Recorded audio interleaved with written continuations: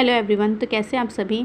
हमारा NCERT class 6 का chapter 6 नए प्रश्न नए विचार ये पार्ट 1 हो चुका था। अगर आपने ये वीडियो नहीं देखी है तो मेरे चैनल में जाके वीडियो देख लीजिए। और हम अभी पार्ट 2 करने वाले हैं। तो जैसे कि मैं आपको एक बार रिवाइज़ करा देती हूँ। जैसे बौद्ध धर्म के संस्थापक जो थे उनका नाम सिद्धार्थ था। जैसे कि आप जानते ही हैं उनका नाम सिद्धार्थ था। उन्होंने गौतम के नाम से भी जाना जाता था, है ना। तो इन्होंने क्या किया था, अपने विचार, बहुत से इनके विचार उस समय परिवर्तन होने लगे थे, उसको समझने का ये प्रयास कर रहे थे और अपने जीवन की जो सच्चाई है, अपने सच्चे अर्थ को यह जानना चाह रहे थे। तो इनका जन्म जो था वो छोटे से गांव शाक्य नामक गांव में इनका जन्म हुआ था। कि इनका बुद्ध का जन्म हुआ था, ठीक है। और इन्होंने क्या की थी, अपने घर को छोड़कर यह सभी जगह भ्रमण करने लगे और अपने अध्यात्म की खोज करने लगे। तो सबसे पहले वह गए, उन्होंने बोध गया बिहार में जो है, वहाँ उन्होंने पीपल के पेड़ के नीचे उन्होंने बहुत दिनों तक तपस्या की और तब उन्हें जाकर ज्ञान की प्राप्ति हुई। इसके बाद वे बुद्ध के नाम से ही जाने जाने लगे। यहाँ पे इन्होंने वाराणसी के निकट स्थित सारनाथ गए। कहाँ गए? सारनाथ गए। सारनाथ में इनका प्रथम उपदेश था। कहाँ प्रथम उपदेश पूछेगा तो आपको याद रखना है सारनाथ, ठीक है। तो इनका प्रथम उपदेश सारनाथ में मिला और कुशीनगर से में इनकी मृत्यु हो गई थी। उनके पहले का जो शेष जीवन था उन्होंने पैदल यहाँ से वहाँ एक स्थान से दूसरे स्थान तक व्यतीत किया था। और इन्होंने बहुत सारी ऐसे शिक्षा दी है लोगों के लिए कि अपने जीवन में जो भी कष्ट है वो अपनी लालसाओं के कारण ही उत्पन्न होती है। जिनके कारण जितनी ज़्यादा अधिक लालसाएं उत्पन्न होती है, हमारा जीवन जो है उतना कष्ट और दुख से भरा होता है।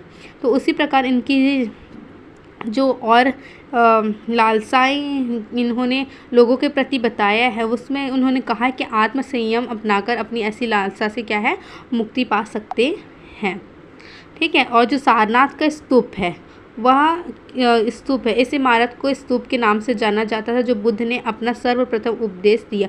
सर्वप्रथम उपदेश उन्होंने कहाँ दिया? सारनाथ में दिया था, ठीक है।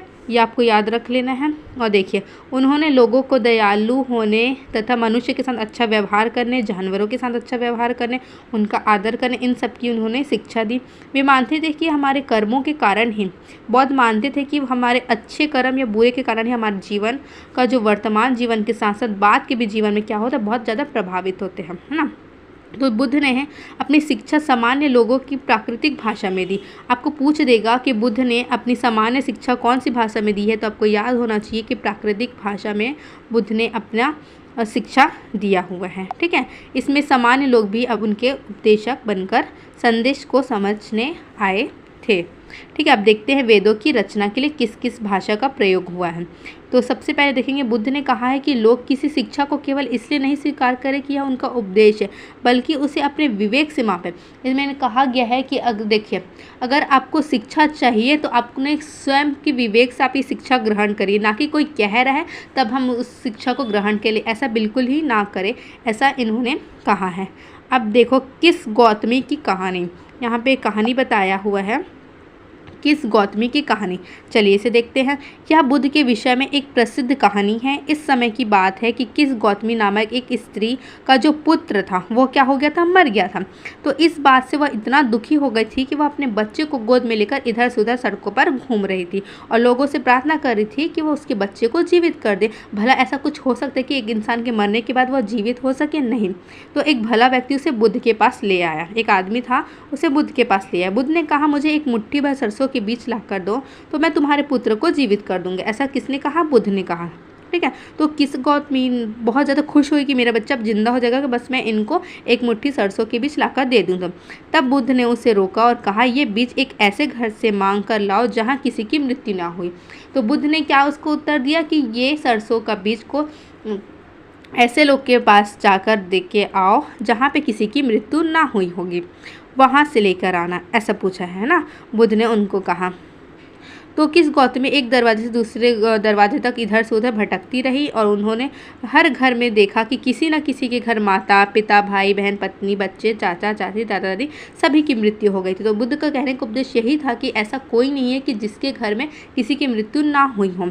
हर कोई इंसान जीने मरने के लिए ही यहाँ पे आता है और उसका अंत तो निश्चित है ना। अंत क्या है, निश्चित है।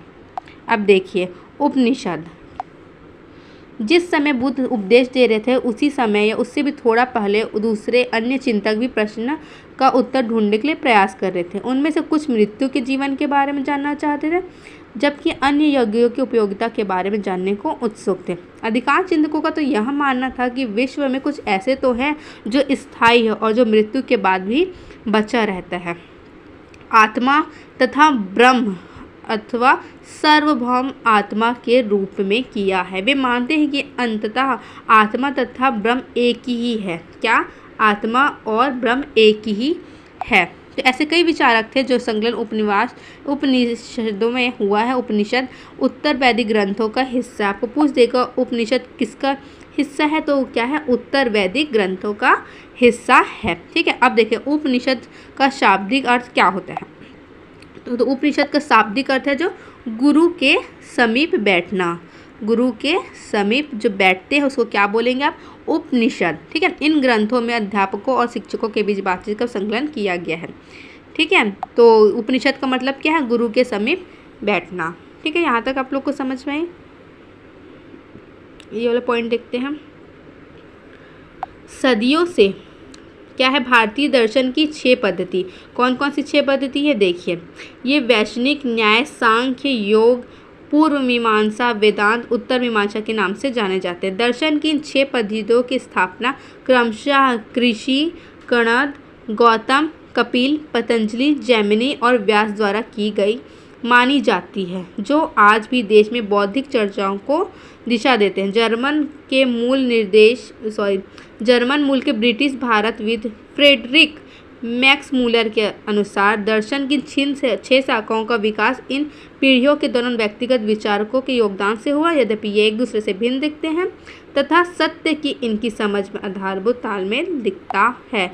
किन किन चीज़ों का, सबसे पहले है ये ऋषि कणद, गौतम, कपिल, पतंजलि, जैमिनी, व्यास द्वारा की गई जानी मानी। आपको याद रखना है कौन कौन सा, ऋषि कणद, गौतम, कपिल, पतंजलि, जैमिनी और व्यास। ठीक है, इनको ये इस 6 को नाम आपको याद कर लेना है।